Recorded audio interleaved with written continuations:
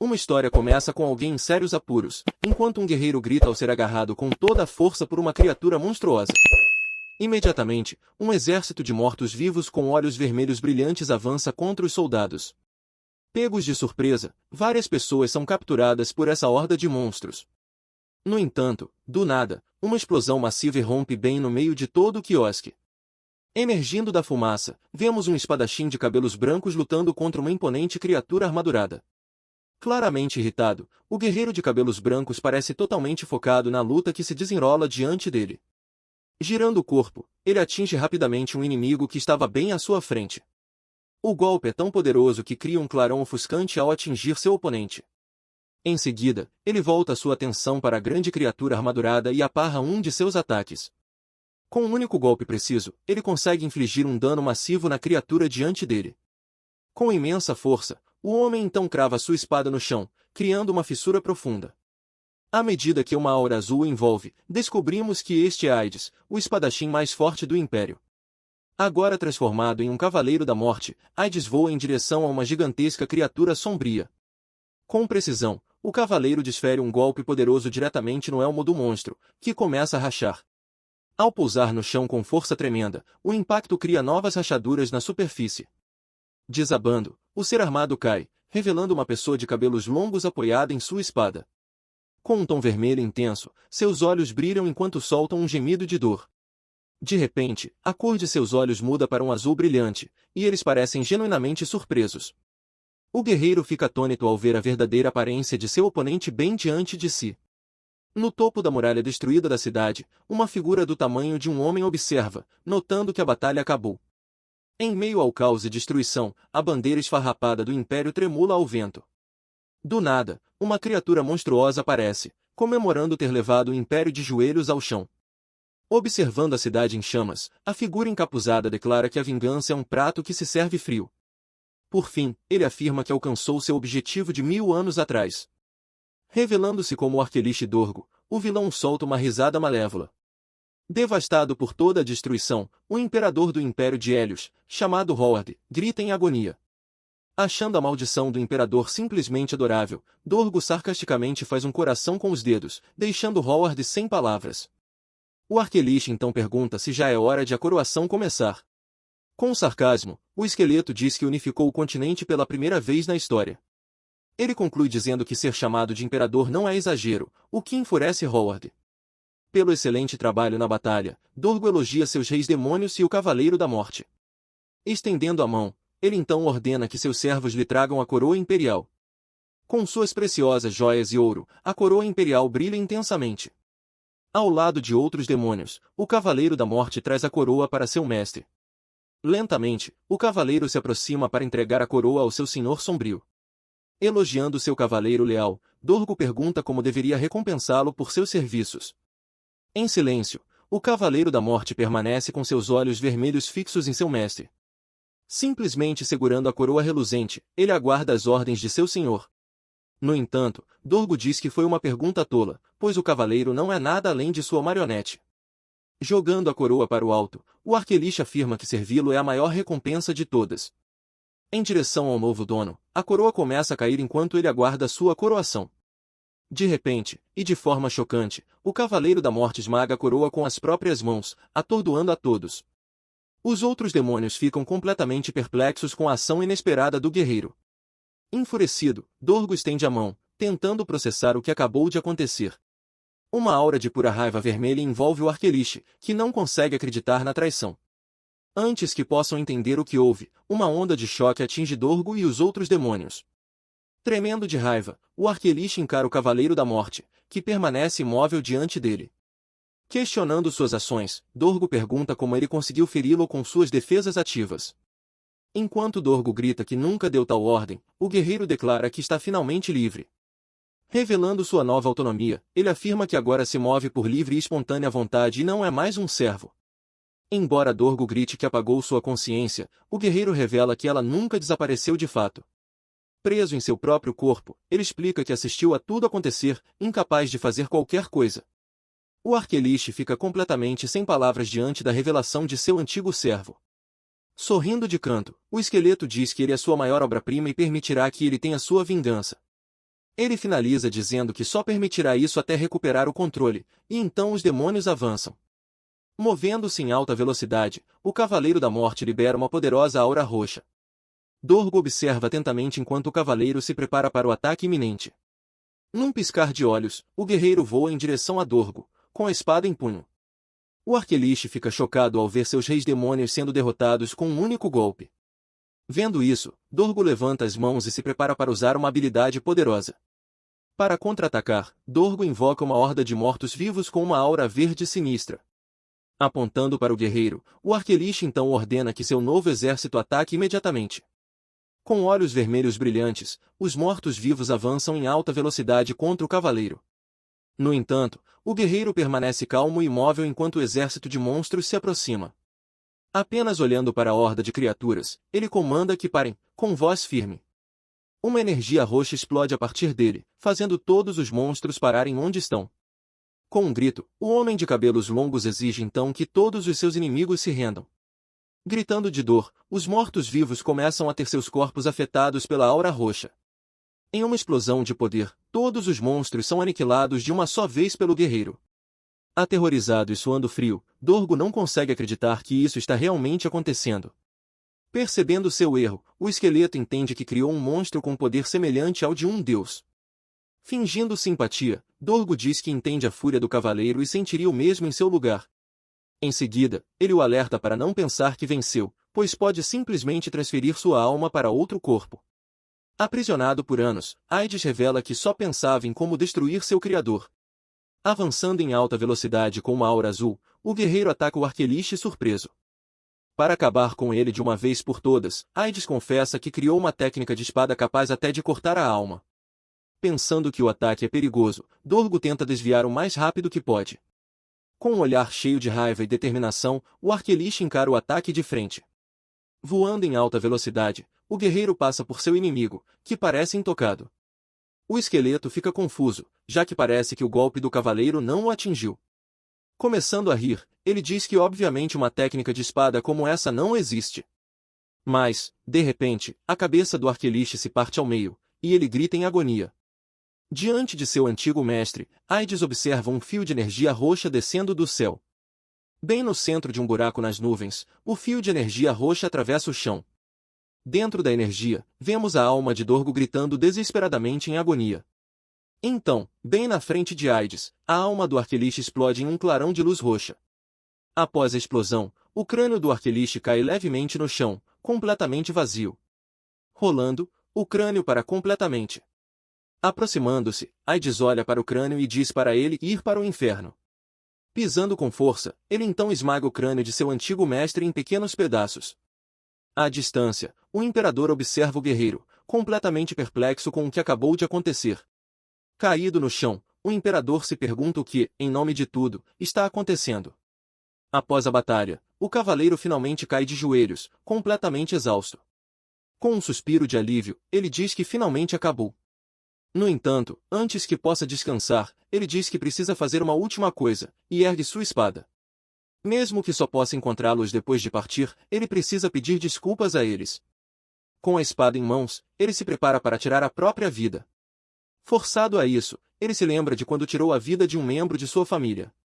Uma lágrima escorre por sua bochecha enquanto ele pede desculpas pelo que foi forçado a fazer. Fechando os olhos, ele se prepara para se juntar à sua família no além. Caindo no chão, o guerreiro parece ter finalmente encontrado seu fim. Na escuridão, ele ouve vozes familiares o chamando de Anne e Damian.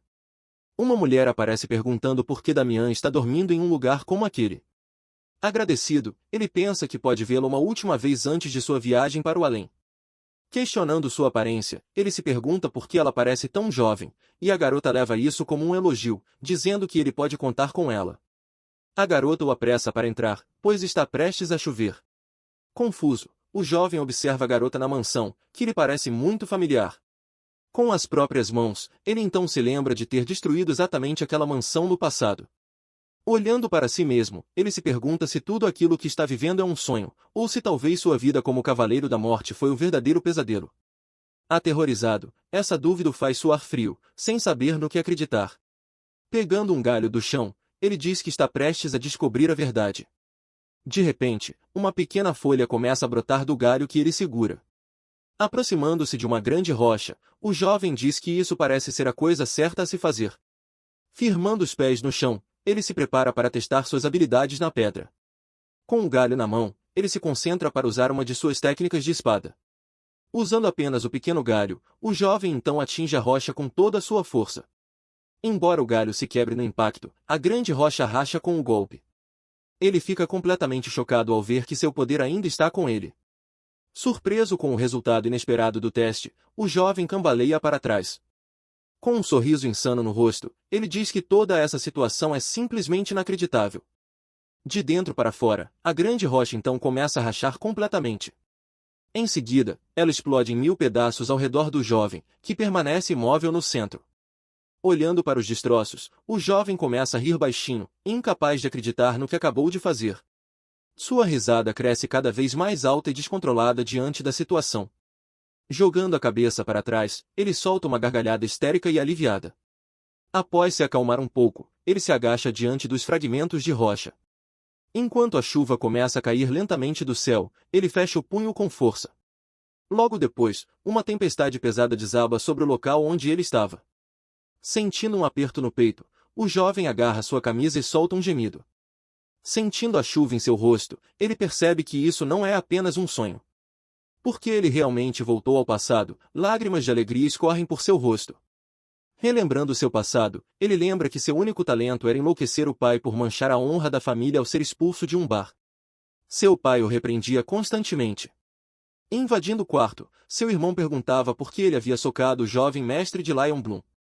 Por causa de suas ações, ele se lembra de que sua irmã teve um destino terrível, em uma carruagem atravessando uma ponte. Ela estava indo para um lugar completamente indesejável. Sua irmã chorava enquanto era levada para um homem repugnante por causa de suas dívidas. Chorando, sua mãe perguntava por que ele havia pegado dinheiro emprestado, e ele também se lembra disso. O jovem se culpa, pois seu único talento era fazer sua família perder suas posses. Como resultado de tudo isso, seu pai, tomado pela raiva, gritou para que ele saísse de casa. De costas para o pai, Damião o deixou em desespero no escritório. Mas antes de sair de casa, sua irmã apareceu e o chamou pelo nome para conversar, oferecendo-lhe uma bolsa de dinheiro para que pudesse se manter. Com um sorriso triste, ela pediu que ele fosse feliz, apesar de tudo o que estava acontecendo. Ele se sentia culpado, pois a vida dela havia sido completamente arruinada por sua causa. Com delicadeza, o jovem então olhou para a bolsa de dinheiro que sua irmã oferecia. Recusando a ajuda da irmã, ele deu um tapa na bolsa, jogando-a longe. Como se estivesse fugindo da própria família e de seus erros, ele saiu correndo. Sem rumo pela floresta, Damian continuou fugindo de todos que conhecia. Pela primeira vez na vida, entendeu o que era culpa e vergonha. Agora ajoelhado no campo, ele se pergunta como conseguiu voltar ao passado. Embora quisesse pedir perdão à família, nunca imaginou que teria essa chance. Olhando para o céu, o jovem se pergunta se isso poderia ser um milagre divino. Subitamente sentindo a mão tremer, ele percebe o esforço que seu corpo suportou. Como esperado, ele pensa que foi difícil usar uma técnica como aquela em seu corpo mais jovem. Uma das técnicas que aprendeu no futuro era chamada de quebradora de ondas.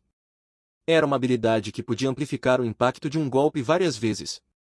Em sua vida passada, ele usava essa habilidade com os próprios punhos em batalha. O jovem se lembra de como adquiriu essa poderosa técnica de combate.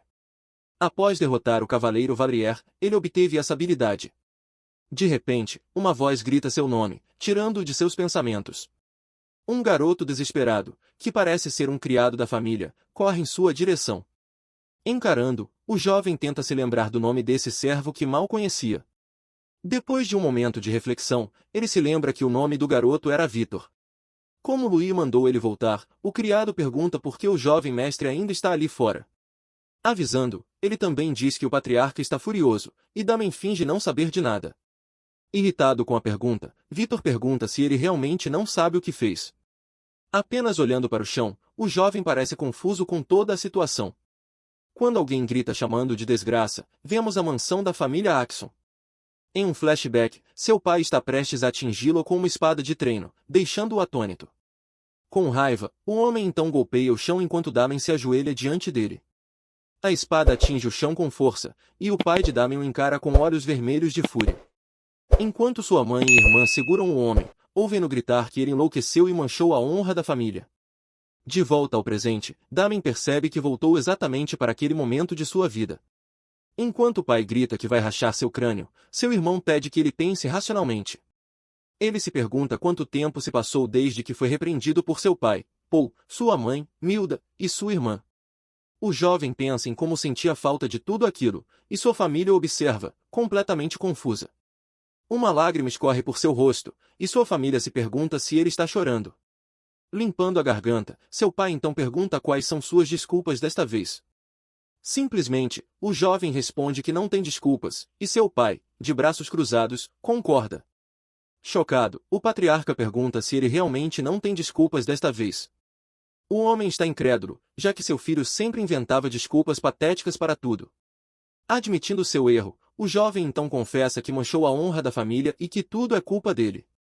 Murmurando que ele é bom de lábia, o patriarca começa a dizer que não vai deixar isso passar.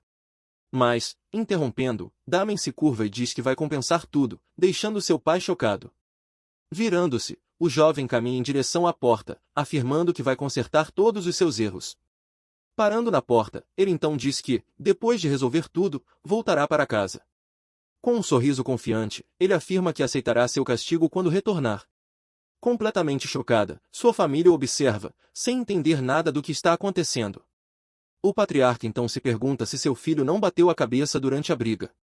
A cena muda então para a cidade mercantil de Landvoort, com suas ruas e casas movimentadas. Avisando o jovem mestre, Vitor diz que finalmente chegaram ao destino. Preocupado, o criado pergunta se ele vai mesmo entrar, pois há boatos sobre um sindicato naquela área. Embora Damen diga ao criado para voltar se estiver com medo, Vitor se recusa a deixá-lo sozinho. Dizendo para ele não se preocupar, Damen afirma que vai pedir desculpas ao dono do lugar. Ainda preocupado, o criado concorda com ele e diz que seria ótimo se tudo desse certo. Sozinho, o jovem então caminha pelo pátio, observando uma cruz dourada no telhado, pensando se Deus lhe deu uma nova chance. Ele reflete que não sabe como voltou ao passado. Mas então ele pensa que não pode machucar sua família de novo e promete que, desta vez, irá protegê-los. Lembrando como arruinou o futuro da família, ele caminha até o bar para consertar seus erros. Ao vê-lo se aproximar, dois guardas musculosos o encaram, e um deles segura uma faca com desconfiança. Bloqueando sua entrada, os homens perguntam por que ele voltou, já que mandaram ele não mostrar mais o rosto ali. Embora não os lembre bem, pois faz muito tempo, Damen acha os rostos familiares. Com calma, o jovem diz que quer pedir desculpas ao dono pelo que fez da última vez que esteve ali. Surpresos com o pedido inesperado de desculpas, os dois capangas ficam em silêncio por um momento. Achando o pedido repentino engraçado, um dos homens começa a rir, mas concorda em informar o chefe. Embora tivesse a reputação de ser o filho mais velho encrenqueiro, ele pensa que talvez não fosse tão ruim assim. Comentando que ouviu dizer que sua irmã é uma beleza rara, um dos capangas diz que pelo menos há algo útil na família. Ao ouvir isso, a mão de Damen se fecha em um punho de raiva, enquanto o guarda diz que aceitará o pedido de desculpas. Aproximando-se, o capanga diz que, se ele o apresentar a sua irmã bonita, aceitará o pedido. Com um movimento rápido, Damen arranca a faca da mão do homem que o ameaçava, deixando-o surpreso. Embora achasse que poderia simplesmente se desculpar e ir embora. Ele subestimou a situação, e o guarda fica furioso. Gritando de raiva, o capanga pergunta que absurdo ele está dizendo e o que pensa que está fazendo. Com a faca em mãos, o jovem encara os dois homens enquanto uma mancha de sangue aparece no chão. Com um corte no rosto, o capanga olha surpreso para o jovem que agora segura a faca. Segurando a faca, o jovem encara o capanga, que recua com um ataque surpresa, e ameaça o outro capanga. Ele então diz que vai mostrar a eles exatamente o que queriam tanto ver. Uma aura sombria o envolve, e ele mostra quem realmente é o verdadeiro primogênito da família Axon. À distância, o jovem criado Vitor observa tudo, completamente aterrorizado com a cena que se desenrola. Escondido, Vitor grita desesperado, pois achava que seu mestre apenas resolveria as coisas pacificamente. O grito desesperado do criado ecoa pela rua, chamando a atenção de todos que passam. Ouvindo a comoção, dois transeuntes decidem dar uma olhada. Embora o capanga pergunte se ele sabe com quem está lidando, Damen não parece se importar com a ameaça. Mostrando sua tatuagem de cobra, o homem grita que ninguém jamais mexeu com a cobra negra e saiu impune. Ao ouvir o nome do grupo, o jovem finalmente começa a se lembrar do que aconteceu no passado. Quando estavam expandindo seus negócios naquela época, ele se recorda de que a Cobra Negra era uma organização poderosa. Como o bar era um dos locais que eles administravam, ele reclamou do preço abusivo da comida. Por causa da reclamação, os capangas o espancaram e zombaram dele na frente de todos. Mesmo implorando para que parassem e dizendo que pagaria a conta, eles não o deixaram ir. Com um sorriso sarcástico, o jovem diz que é ele quem deveria receber um pedido de desculpas. Sacando sua espada, o capanga então avisa que não vai pegar leve só porque ele é nobre. Cheio de raiva, o homem avança e, com um grito, tenta atingir o jovem com sua espada. Mas com um movimento rápido, Damen desvia do ataque, surpreendendo seu oponente. Em seguida, ele acerta um golpe poderoso bem no estômago do capanga, que não consegue reagir. Completamente chocado, o homem fica atônito com a velocidade e a força do golpe que recebeu. Caindo no chão, ele solta um grito de dor por causa do impacto direto. Aproximando-se, Damen então agarra o cabelo do capanga caído no chão. Encarando o jovem, o homem ouve ele dizer que não seria o bastante apenas acabar com todos ali. Com um olhar frio, ele pressiona a faca contra o pescoço do homem e diz que vai aguentar por sua família. Então o jovem faz um corte rápido no capanga, que nem consegue reagir. Geme de dor, e agora os dois homens estão no chão enquanto Damen os observa. De repente, uma voz pergunta quem diabos é aquele desgraçado, e o jovem se vira, pronto para lutar. Um novo grupo de capangas aparece, todos com olhares hostis. Pensando que ele pertence a outra organização, o líder do grupo pergunta de onde ele veio. Explicando que veio se desculpar, o jovem percebe que na verdade é ele quem merece um pedido de desculpas e pede que o guiem. Irritado, o líder ameaça espancá-lo se ele não explicar imediatamente quem é. Apontando para o jovem, o homem ordena com raiva que os capangas o peguem. Embora 3 deles avancem com espadas, o jovem parece entediado com a situação. Sem demonstrar preocupação alguma com a luta, ele solta um suspiro de desprezo. Num piscar de olhos, ele consegue desviar e aparar os ataques dos 3 homens. Parando de repente, com um movimento ágil, ele finca os pés firmemente no chão. Completamente chocado e sem fôlego, o líder do grupo fica atônito com a velocidade do jovem. Gritando de dor, os capangas agora estão caídos no chão enquanto Damen os observa de perto. Ofegante, o jovem reclama que já está cansado só com isso por causa do seu corpo atual, e pergunta se o líder ainda quer continuar. Ele vê o homem, apavorado, implorar por misericórdia ali mesmo. Uma máscara de energia se forma em seu rosto e ele avança para atacar o líder do grupo. Atingido em cheio por um golpe poderoso, o capanga é lançado para longe com o impacto. A cena então muda para o interior do bar, que está cheio de clientes. Em uma lembrança, vemos um Damian mais jovem bebendo em uma mesa dentro daquele mesmo bar. Em choque com o golpe, o capanga percebe que o jovem acertou com força demais. Sem entender o que acabou de acontecer, ele segura a faca que o jovem usou contra ele. Usando uma máscara de energia, Damian diz que ele devia ter ouvido quando ele estava sendo gentil pela primeira vez. Ao entrar no bar, o jovem causa pânico nos clientes ao ser avistado. Segurando a faca perto do rosto, ele encara todos com um olhar muito determinado. Enquanto os clientes começam a fugir, ouvem um garotinho gritar para a mãe correr o mais rápido que puder. Com a faca na mão, ele diz que agora que as pragas se foram, pode resolver as coisas. De repente, um homem aparece no andar de cima e pergunta qual é a algazarra em seu bar. Esse homem é Anderson Home, o dono do bar. Ele se pergunta onde estão seus guardas.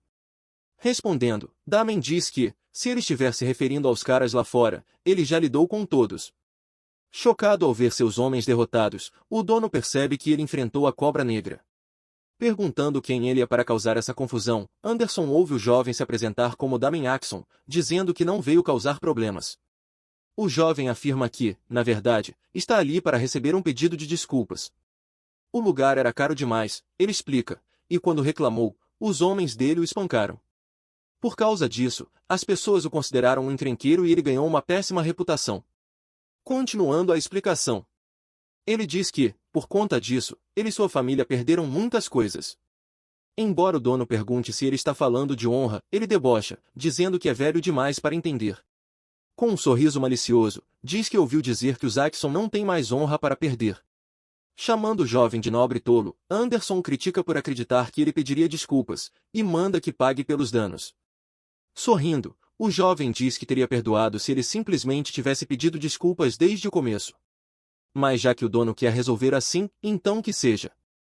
De repente, o jovem salta do chão para o segundo andar, deixando o homem chocado. Com a máscara de energia, ele diz que o dono também vai pagar pelo que disse. Segurando a faca com firmeza, seus olhos brilham com uma energia roxa. Correndo sobre o corrimão da escada, Damen avança contra o dono do bar.